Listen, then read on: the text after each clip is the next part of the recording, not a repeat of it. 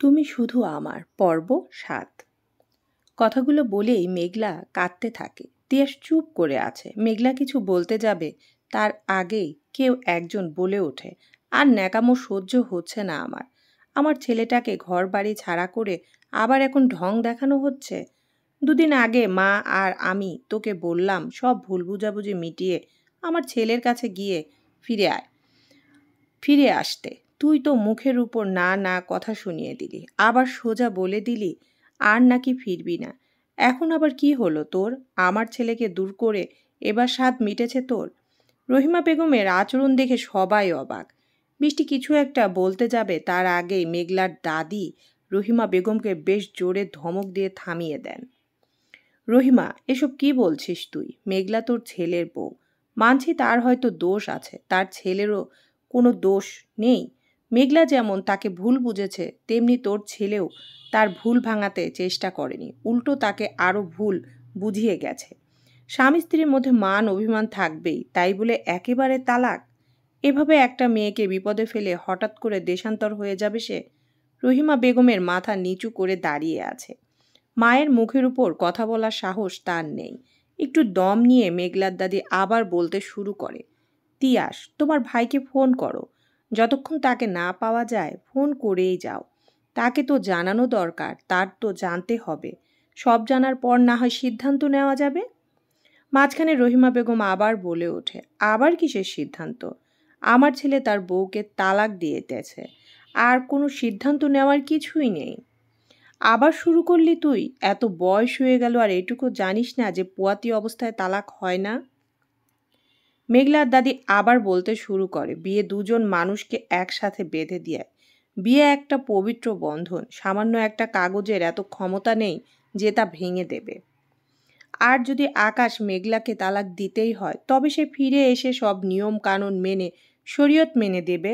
তার জন্য আকাশকে ফিরতে হবে। সামান্য ভুল বোঝাবুঝি আর জিদের কারণে বউ বাচ্চাকে ত্যাগ দিতে পারে না সে। মেঘলা খুব তাড়াতাড়ি বাচ্চার মা হতে চলেছে, আর আকাশ বাবা। অথচ যে বাবা হতে চলেছে সে নিজেই জানে না এসবের কিছু। জানানো হয়ে ওঠেনি। মেঘলার অভিমান ছিল বড্ডই বেশি গভীর। আকাশ ছোঁয়া যে প্রেগনেন্ট তা সে বেশ কয়েকদিন আগেই টের পেয়েছিল। বারবার আকাশকে বলতে গিয়েও বলতে পারেনি। ওই যে অভিমান, অভিমান বড্ড শক্ত একটা জিনিস। মেঘলা না পেরেছে আকাশকে জানাতে, না পেরেছে পরিবারের অন্য কোনো সদস্যকে এ বিষয়ে কিছু বলতে। সেদিনের পর থেকে আকাশ একটা বারেও নিখোঁজ হয়ে সব বন্ধু বান্ধব থেকে শুরু করে আত্মীয় স্বজন সবার কাছে খোঁজ নেওয়া হয়ে গেছে, তবে আকাশের কোনো খোঁজ খবর নেই। এদিকে ওই দিনের প্যাসেঞ্জার লিস্টে আকাশের কোনো এন্ট্রিও ছিল না। মাঝে কেটে গেছে প্রায় ৮ মাস। এরই মধ্যে তিয়াস আর বৃষ্টির ব্যাপারে সব জানাজানি হয়ে যায়। এবার রহিমা বেগম সাফ সাফ জানিয়ে দেয়, ওই পরিবারের কোনো মেয়েকে সে এ ঘরে তুলবে না। ছেলে হিসেবে তোমাদের প্রতি যেমন আমার দায়িত্ব আছে, তেমনি মানুষ হিসেবে নিজের প্রতিও কিছু দায়িত্ব আছে। আমি আমার ভালোবাসাকে নিয়ে ভালো থাকতে চাই। এটা আমার নিজের প্রতি দায়িত্ব। রহিমা বেগম আর কিছু বলেননি।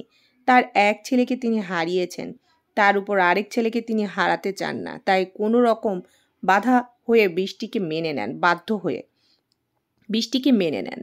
তমালের কাছে নিজেকে বড্ড অপরাধী মনে হয়। তার জন্যই মেঘলার আকাশের জীবনটা এলোমেলো হয়ে গেল।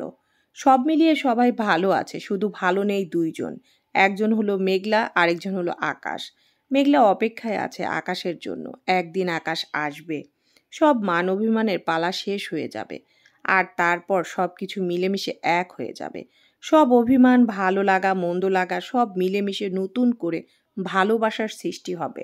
বয়সটা কম তার, তার উপর অন্যান্য অনেক কমপ্লিকেশন তো আছেই। মেঘলা নিজের একদম যত্ন নেয় না। তার ধারণা সে যখন বিপদে পড়বে তখন ওই আকাশই আসবে তাকে বাঁচাতে। সব সময় এমনটাই ভাবে সে। কিন্তু সময় কারোর জন্য অপেক্ষা করে না। সময়ের স্রোত মানুষ ভেসে গেলেও প্রিয় মানুষগুলোর প্রতি অনুভূতি, আবেগ, ভালোবাসাগুলো সর্বদাই মানুষের হৃদয়ে থেকে যায়।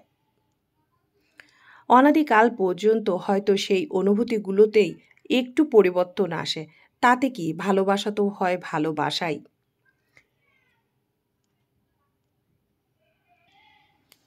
কেমন আছে কাকে বলবো? সবাই দিব্যি ভালো থাকার ভান করে আছে। সন্ধ্যার সোনালি সূর্যের দিকে তাকিয়ে কবিতার লাইনগুলো পর গড় করে আবৃত্তি করছিল আকাশ। মাঝেই কেটে গেছে কয়েক মাস, পেরিয়ে গেল বছর প্রায় ছুঁই ছুঁই। কানাডার একটা ইউনিভার্সিটিতে শিক্ষকতার পেশায় নিযুক্ত।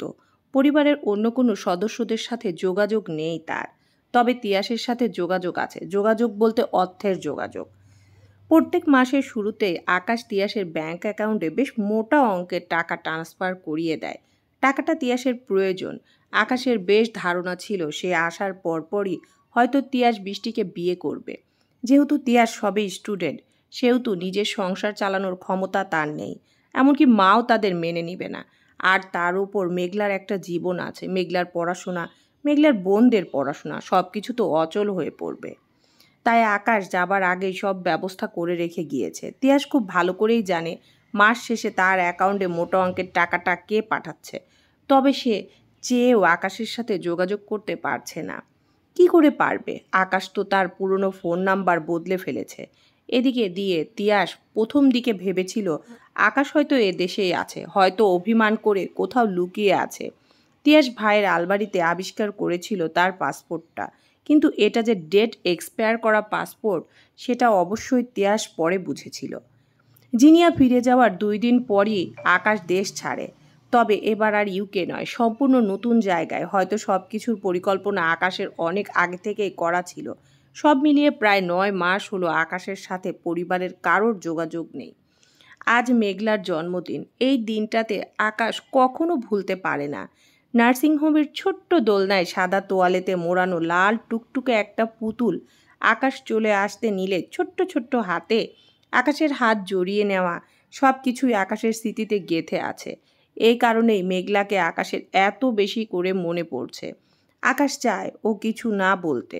সে চায় ব্যর্থ প্রেমিকদের মতো সারা জীবন প্রেমিকার স্মৃতি জড়িয়ে বেঁচে থাকতে। আকাশের বাকি জীবন ভালো থাকার জন্য এই স্মৃতিগুলো যথেষ্ট। মাঝে মাঝে আকাশের ইচ্ছে করে ছুটে চলে যেতে তার মেঘের কাছে, সব মান অভিমানের পাহাড় ভেঙে তাকে বুকের সাথে শক্ত করে জড়িয়ে ধরতে, মেঘকে সাপ সাপ জানিয়ে দিতে, তুমি আমার, তুমি চাইলেও আমার, তুমি না চাইলেও আমার। তুমি চাইলেও আমি তোমাকে সারা জীবন আমার ভুবন খাঁচায় বেঁধে রাখবো, না চাইলেও আমি তোমাকে বেঁধে রাখবো। কিন্তু আকাশ পারে না তার উপর অধিকার বোধ খাটাতে।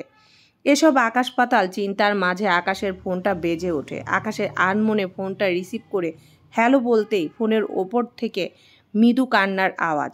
আকাশ প্রথমে কিছু বুঝতে না পারলেও পরে কান্নার আওয়াজ যখন তীব্র হয় তখন আকাশ বেশ বুঝতে পারে এটা কার গলা। আকাশ তাৎক্ষণিক মনে পড়ে আকাশের পুরনো নাম্বারটা অন করতে ইচ্ছে করছিল, তাই করেছে।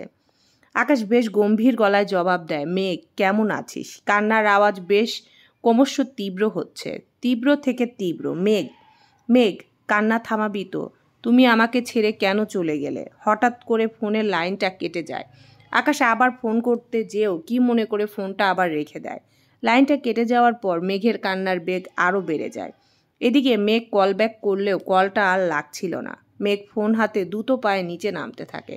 উদ্দেশ্য তিয়াসের কাছে যাওয়া। তিয়াস হয়তো আবার আকাশকে ফোনটা লাগিয়ে দিতে পারবে। তিয়াস, তমাল, দিবা, রহিমা বেগম আর সঙ্গে তিয়াসের বাবা সবাই এসেছে মেঘলাদের বাসায়। সাথে আবার বেশ কিছু অতিথিও আছে। হাজার হোক, নতুন বউকে তো আর এমনি এমনি নিয়ে যাওয়া যায় না। আজ প্রায় 6 মাস পর ছোট ছেলে আর বৌমাকে তারা বাড়ি ফিরিয়ে নিতে যে এসেছে। রহিমা বেগম এক ছেলেকে হারিয়ে ভেঙে পড়েছে। তার এখন অন্ধের যষ্টি হলো তিয়াস। সবাই ড্রয়িং রুমে বসে কথা বলাবলি করছিল। মেঘলাকে এইসব হইচই থেকে আলাদা করে রাখা হয়েছে। মেঘলা দোতলায় তার ঘরটাতেই ছিল। মেঘলা দ্রুত পায়ে নামতে গিয়ে হঠাৎ করে পা পিছলে সিঁড়ি বেয়ে পড়ে যায়। যদিও বেশ কটা সিঁড়ি দিয়ে নেমেই পড়েছিল মেঘলা, তবে শেষের সিঁড়ি কয়টায় সে আর পার করতে পারেনি। চোখের সামনে সম্পূর্ণটা ঝাপসা হয়ে আসে তার। ভরা পেট, তার উপর অল্প বয়স, নিজেকে সামলাতে হিমশিম খাচ্ছিল সে। মেঘলা মেঝেতে চিত হয়ে পড়া মাত্রই জ্ঞান হারিয়ে ফেলে। এদিকে সবাই আচমকা এমন ঘটনা দেখে চমকে যায় যে যার নিজ নিজ জায়গায় মূর্তির মতো দাঁড়িয়ে থাকে। সামান্য ক্ষমতা নেই নড়বার। সবার ধ্যান ভাঙে। রহিমা বেগম চিৎকার দিয়ে ওঠে, আমার ছেলেকে তো হারিয়েছি অনেক আগেই, তাকে ফিরিয়ে আনার সুতোটাও কি এবার হারিয়ে ফেলবো? আল্লাহ! এতক্ষণে তিয়াসের ধ্যান ভাঙে। তিয়াস দুটো পায়ে ছুটে যায় মেঘলার কাছে। এদিকে যে যার মতো কান্নাকাটি জুড়ে দিয়েছে। আজ বাদে কাল বউয়ের বাচ্চা হবে, অথচ ছেলে তো একবারও বউকে দেখতে এলো না। তার উপর অনেকেই তো কাঁদতে কাঁদতে হেদিয়ে মরছে। এই বাচ্চার দায়িত্ব কে নেবে? ছেলে তো বউ রেখে কোনো এক বিদেশি মেয়েকে নিয়ে ভেগেছে। একদল মানুষ কোনো কাজে না লাগলেও কানাঘুষা আর বিপদে পড়লে আগুনে ঘি ঢালতে পারে খুব ভালোভাবেই। তিয়াস আর বৃষ্টি মেঘলাকে তুলে গাড়িতে বসিয়ে দেয়। দুজন মিলে রওনা হয় হাসপাতালের উদ্দেশ্যে। রহিমাও সাথে যেতে চাইলে তিয়াস বলল, মেঘলা তোমাদের কেউ হয় না, মেঘলার বাচ্চাও না। রহিমা বেগম শুরু করেন তার ভুবন জুড়ানো ভাষণ। বাচ্চাটা কি মেঘলার একার নাকি? ওই বাচ্চা আমার ছেলের। যদি বাচ্চার কোনো ক্ষতি হয় তা আমি হাসপাতালে যাব। এবার তিয়াস যেন রাগে ফেটে পড়ে। না মেঘলা তোমাদের কেউ হয়, না মেঘলার বাচ্চা। বেবিটা শুধুমাত্র মেঘলার, মেঘলার একার। ওদের ওপর তোমার বা তোমাদের কারো কোনো অধিকার নেই। কি বললে? যা বলেছি সঠিক বলেছি। আজ এখানে তোমাদের বলতে আমি, তুমি আর তোমার আদর্শ ছেলেকে বুঝিয়েছি যে এইটুকু বাচ্চা মেয়েকে এসবের মধ্যে একা ফেলে পালিয়ে গেছে। তিয়াসের রাগে যেন তার গোটা শরীর কাঁপছিল।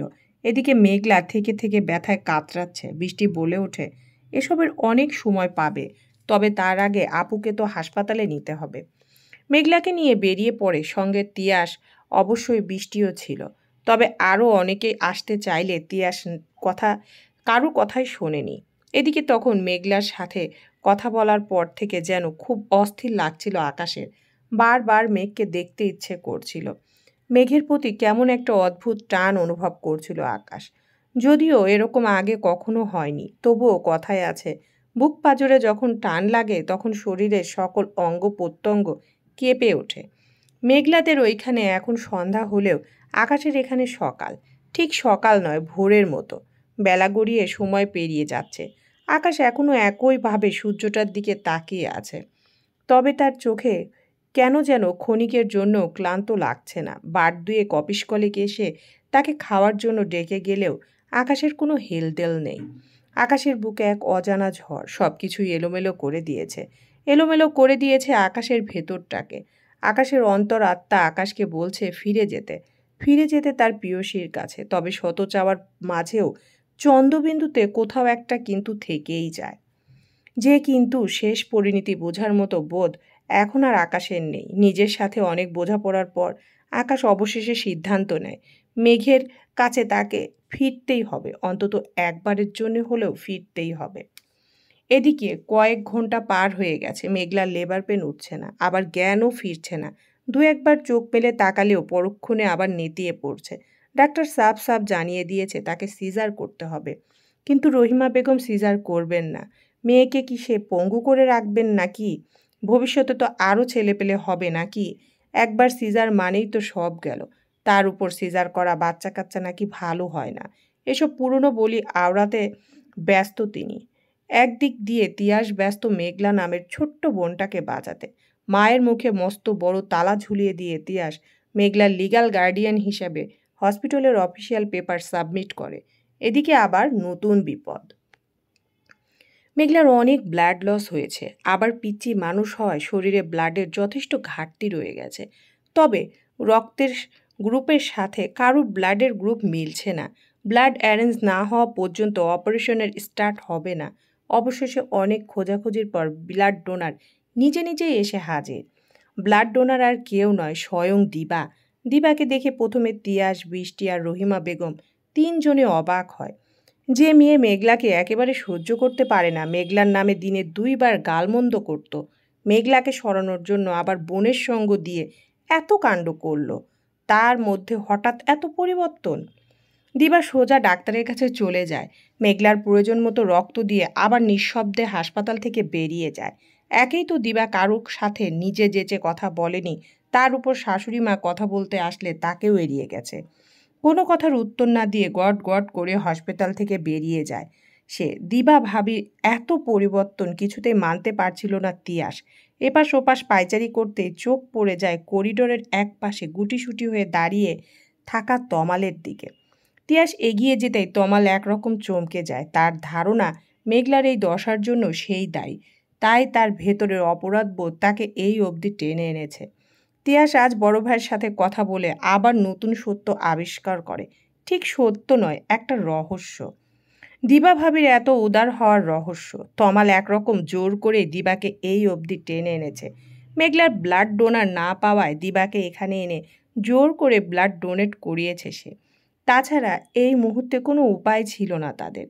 এবার দিবার এত উদার হওয়ার ব্যাপারটা পরিষ্কার হলো। একদিকে বৃষ্টি বারবার আকাশের নাম্বার ডায়াল করেই যাচ্ছে। প্রথমবার ফোনটা লাগলেও পরের বারগুলোতে নট রিচেবল বলে যাচ্ছে।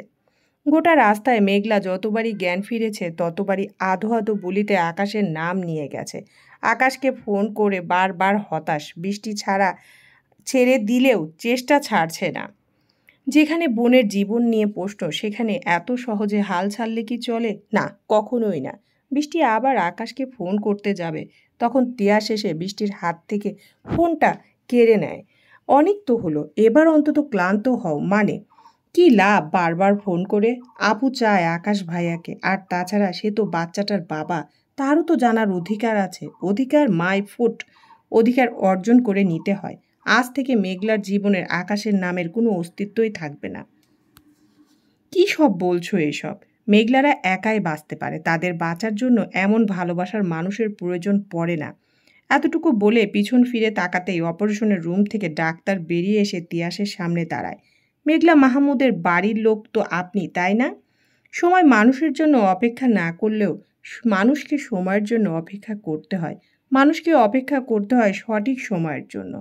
যদি মানুষ সময়কে থামিয়ে রাখতে পারত, তাহলে হয়তো মানুষকে দুঃখে কখনোই পড়তে হতো না।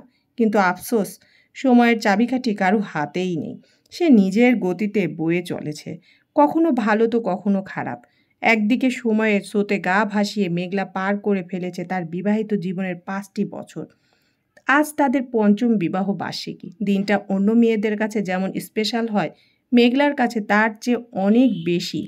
মেঘলার জীবনে এক অনাকাঙ্ক্ষিত অধ্যায় শুরু হয়েছিল এই দিনটার মাধ্যমে। তবে সব ভালো খারাপের মধ্যেই দিয়ে সবাইকে ঘুরে দাঁড়াতে হয়। মেঘলাও সেই চেষ্টাই করছে। মেঘলা এখন মেডিকেল কলেজে ডাক্তারি পড়ছে। আপাতত 3য় বছরের স্টুডেন্ট সে। তাড়াতাড়ি ক্লাস শেষ করে একরকম ছুটে ছুটে বাড়ি আসছিল। ক্লাসে আজ একটু বেশি দেরি হয়ে গেছে। বাড়িতে একজন তার জন্য অপেক্ষা করছে। সময়ের একটু এদিক ওদিক হলেই ওই মেঘলাকে একেবারে নাজেহাল করে ছাড়বে। মেঘলা তাড়াতাড়ি বাড়ি এসে দরজায় বেল বাজাতেই মেঘলার ছোট বোন নদী এসে দরজা খুলে দেয়। দরজা খুলে মেঘলা সামনে এগিয়ে এসে চুল টুল একেবারে এলোমেলো হয়ে আছে। গালের বাঁ পাশটায় 2 আঙ্গুলের আঁচড়ের দাগ। মেঘলা গালে হাত বুলিয়ে জিজ্ঞেস করে, নদী, তোর গালে কি হয়েছে? নদী কাদো কাদো মুখ করে মেঘলাকে উত্তর দেয়, আপু, তোর আসতে দেরি হচ্ছিল বলে আমি একটু ওর কাছে গেলাম। ভাবলাম হয়তো রাগ টাগ করেছে। আমি গিয়ে দেখলাম ও 2 গাল ফুলিয়ে বসে আছে। তারপর আমি ওকে একটু খেলতে ডাকলাম, ও এলো না। আমি ওকে একটু মজা করে বললাম, না খেললে ওর সব আইসক্রিম খেয়ে নেব। তারপর ও বাঘের মতো আমার দিকে এগিয়ে এসে এভাবে আঁচড় দিল। কথাটা বলেই নদী আবারও কেঁদে দেয়। মেঘলা মুচকি হেসে নদীকে কাছে টেনে নেয়। তোর কি দরকার ছিল ওকে রাগানোর? ওর তো সব সময় নাকের ডগায় রাগ থাকে।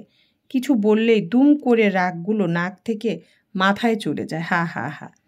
একদম বাপকা বেটি। আকাশ ভাইয়াও তো এমনই ছিল। একটুতেই রেগে নদী কথাটা বলে জিভে কামড় দেয়। কি বলে ফেললো সে, ধুর। মেঘলা আর কথা না বাড়িয়ে নদীকে নিয়ে ঘরের দিকে হাঁটা ধরে। মেঘলার মেয়ে তিতির, 4 বছর বয়স। সেদিন অনেক কমপ্লিকেশনের মাঝেই তিতিরের জন্ম হয়। আল্লাহ না চাইলে হয়তো সেটা সম্ভব ছিল না।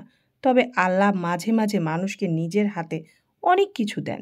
মেঘলাকেও দিয়েছে বেঁচে থাকার একটা নতুন মানে। সব খারাপের সাথে কিছু কিছু ভালো থাকে, যা খারাপগুলোকে থেকে পাওয়া খারাপ লাগাগুলোকেও আড়াল করে দেয়। মেঘলার জীবনেও তিতিরও তেমন একজন। মেঘলা নদীকে সাথে নিয়ে ঘরের ভিতরে যেতেই দেখে তিতির বারান্দায় রকিং চেয়ারটায় বসে দোল খাচ্ছে। মেঘলাকে ঘরে আসতে দেখে তিতির মুখ ঘুরিয়ে নেয়।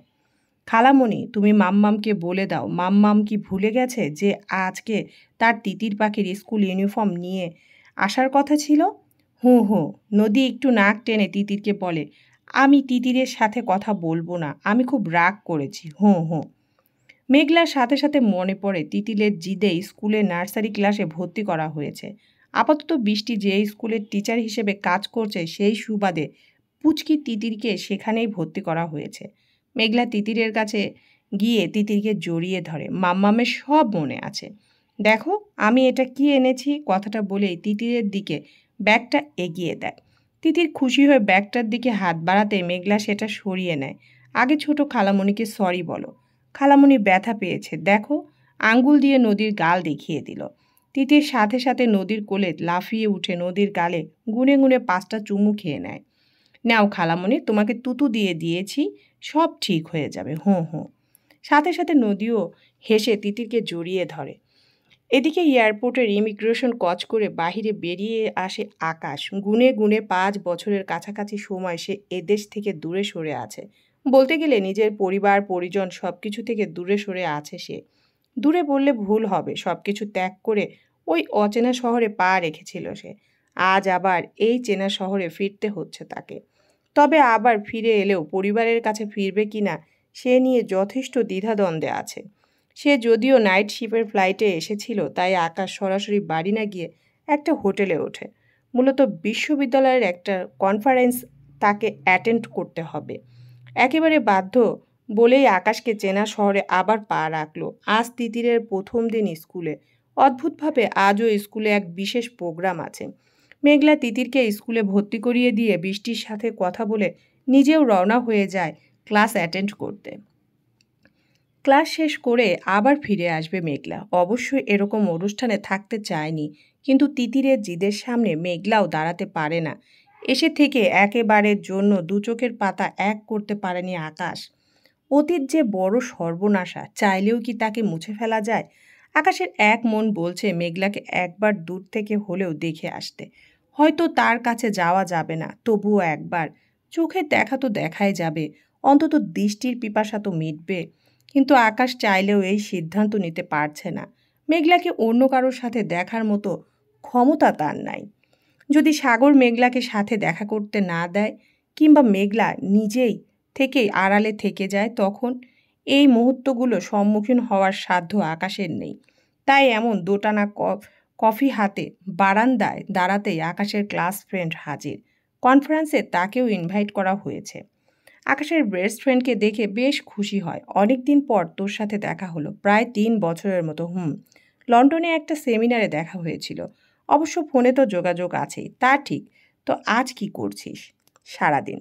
কনফারেন্স তো বিকালে। নাথিং, কিছুই করছি না, আপাতত বসেই আছি। তাহলে চল। কোথায়? আমার বইয়ের ছোট্ট স্কুলটাতে। কিসের স্কুল?